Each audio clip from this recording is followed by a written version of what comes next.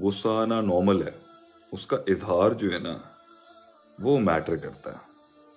और बहुत से लोग जो है ना उनका गुस्सा भी गलत होता है और उसका इजहार भी गलत होता है। बहुत से लोगों का गुस्सा ठीक होता है मगर उनका इसका इजहार गलत होता है। बहुत से लोगों का गुस्सा भी ठीक नहीं होता और इजहार भी ठीक नहीं होता।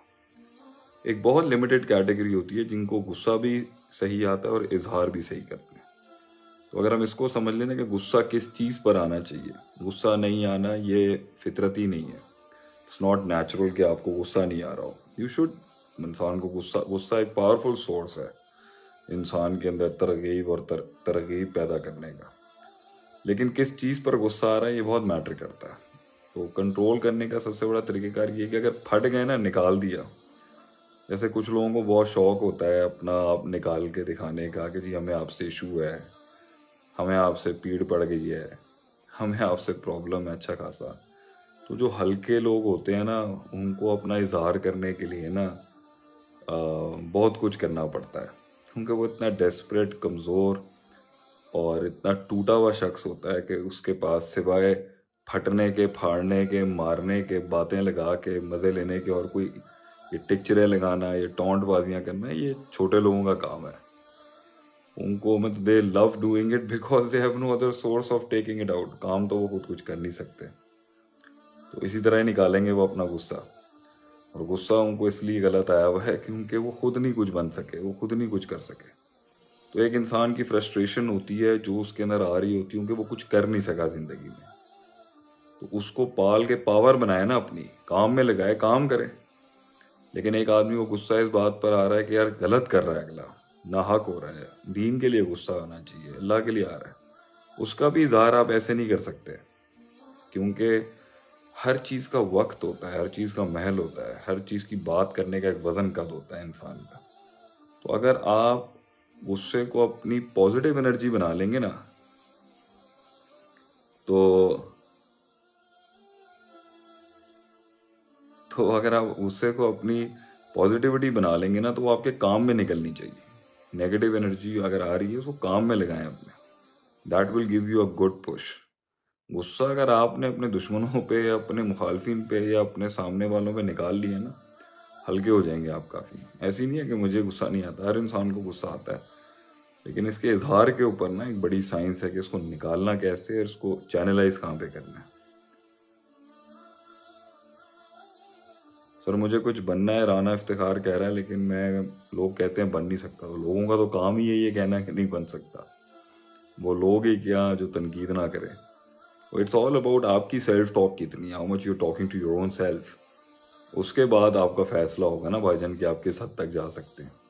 लोग तो कभी भी बिलीव नहीं करेंगे एक ऐसे रास्ते के ऊपर जहाँ उनको डर लगता है, जहाँ कन्वीनियंस है, कंफर्ट जोन है, सुकून में बैठे हुए हैं, कोई टेंशन नहीं है, हर जगह से प्रोटेक्शन है, सपोर्ट है, जमात है, हर जगह से उनको एक हाथ रखा हुआ है किसी ने। असल शेर का बच्चा तो वो होता है ना जो उस रास्ते पे चले जहाँ किसी का प्यो ना चला हो। वहाँ जाके पता चलता है ना दम कितना है। जब सेंस ऑफ बिलोंगिंग ख़त्म होती है, जब कन्वीनियंसेस ख़त्म होती हैं, जब कंफर्ट जोन ख़त्म होते हैं, जहाँ एक्सेप्टेबिलिटी नहीं मिलती, जहाँ भाई नहीं होते, जहाँ दोस्त नहीं होते, वहीं पे अपना आप निकालने का, वहीं पे तो अपना आप पता चलता है ना कि औकात कितनी है बंदे की। पाकिस्तान के आइन, दस्तूर, कानून, इस्लामी तकाज़ों।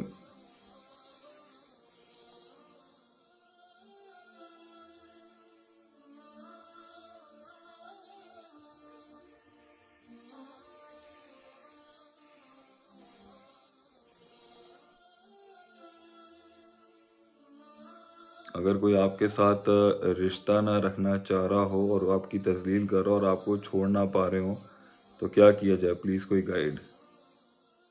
अगर कोई आपके साथ रिश्ता ना करना चाहता हो और आपकी तजलील कर रहा हो पर आप छोड़ ना पा रहे हो, आपने खुद पहुंचाया देखिए रिलेशनशिप्स में फंस जाता है आदमी।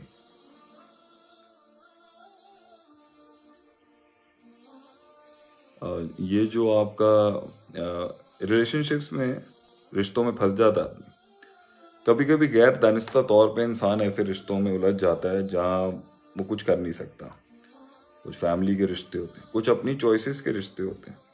تو زندگی میں ایسی سچویشن میں پھنسنا جہاں پر رشتوں کو آپ چھوڑ نہیں پا رہے اور فرسٹریشن لیول بھی بڑھ رہا ہے اینڈ یو ہیو آپ نکل نہیں سکتے اس میں، تو دو طریقہ کار ہیں اسلامی طریقہ کار میں۔ تو ایک ہے کہ بھائی ایک آدمی کے سارے حربے آزمانے کے بعد بھی نہیں ہو رہا، تو علیحدگی کا ایک کانسیپٹ ہے اسلام کے اندر۔ اللہ پسند نہیں کرتا طلاقوں کو، لیکن اور رحم کے رشتوں کو توڑنا بھی نہیں کرتا، لیکن لیسٹ منیمم پہ لے آتا ہے کہ بھائی جہاں پر انسان کی اگلے کے ساتھ اتنی ایکسپیکٹیشن بڑھ جائے گی نا، تو پھر اس کے غم اور اس کے وار جو ہے نا تکلیف بہت دیں گے۔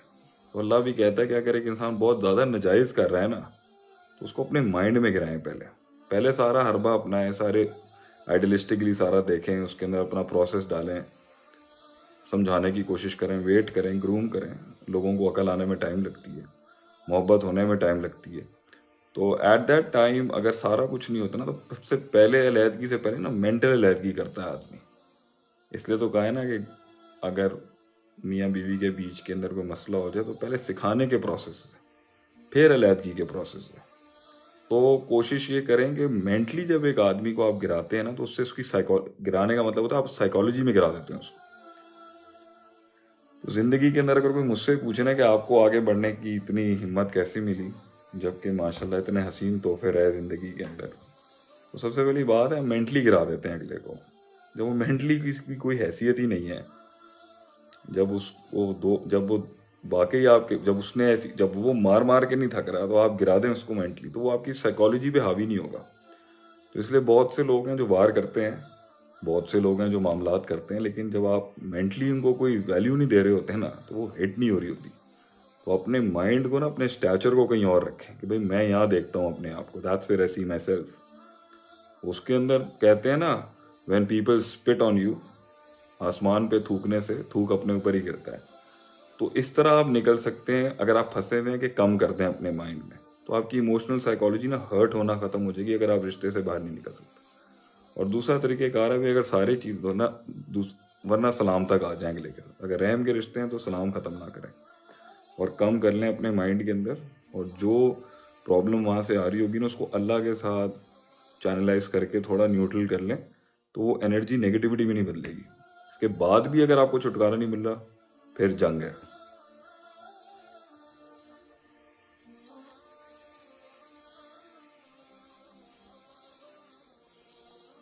آتے بھائی ایک ٹرینڈ چل رہا ہے اسلام از پیس، جبکہ اسلام از سبمیشن ٹو اللہ سبحانہ وتعالیٰ۔ Please give your view. یہ احمد عمر نے پوچھا ہے کہ ایک ٹرینڈ چل رہا ہے کہ اسلام از پیس، حالانکہ اسلام از سبمیشن۔ سبمیشن کا آبجیکٹیو کیا ہے؟ سبمٹ کرنے کے بعد تذلل اختیار کرنے کا آبجیکٹیو کیا ہے؟ جو لوگ جو یہ کہہ رہے ہیں نا کہ اسلام امن نہیں ہے، اسلام کا آبجیکٹیو امن ہے، اس تک پہنچنے کا طریقہ سبمیشن ہے۔ سبمیشن دینے کا مطلب کیا ہے کہ آپ کو ایک لیول پر ایک آپشن ہے کہ آپ دنیا کو سبمٹ کرتے ہیں، ایک اور ہم کر رہے ہوتے ہیں، دبا کے ہم لوگ کر رہے ہوتے ہیں دنیا کو سبمٹ، پیسے کو، دولت کو، کاروبار کو، سوشل کنفارمٹیز کو، سوسائٹی کے ٹرینڈز کو، سب سبمیشن دے رہے ہوتے ہیں۔ جب وہاں سے فارغ ہوتے ہیں تو لوگ اپنے آپ کو سبمٹ کرنا شروع ہو جاتے ہیں۔ سیلف پریز، ایک ہے خودی کی تلاش ہوتی ہے، ایک ہے خودی کی عبادت ہے، نفس کو الہ بنانا ہے۔ تو اللہ کہتا ہے کہ تو جدھر بھی اپنے آپ کو دے دے گا نا، ملنا تو جو کچھ نہیں ہے، جو تو چاہ رہا ہے نا، جو سکون اور امن تو چاہ رہا ہے، جو آبجیکٹیو ہے سبمیشن کا، سبمٹ کرانے، اللہ کو اپنے آگے جھکانے کا کوئی ضرورت نہیں ہے، محتاج نہیں ہے وہ۔ سبمیشن کے پیچھے انسان کا سکون اور امن ہے، کیونکہ اللہ کو سبمٹ کرنے کے بعد نا جو رسپانس ہے نا، وہ دنیا سے نہیں مل سکتا۔ لوگوں کو سبمٹ کریں گے، رسپانس نہیں ملے گا۔ اپنے آپ کو بھی سبمٹ کریں گے، آپ کا اپنا آپ بھی پرفارم نہیں کر سکے گا۔ اللہ کو سبمٹ کرنے سے نا وہ ویکیوم جو آپ کے اندر سکون کا نہیں ہے نا، وہ بھر جائے گا۔ اس لیے امن آتا ہی سبمیشن کے بعد ہے۔ تو اسلام از سبمیشن ٹو اچیو امن، ٹو اچیو پیس۔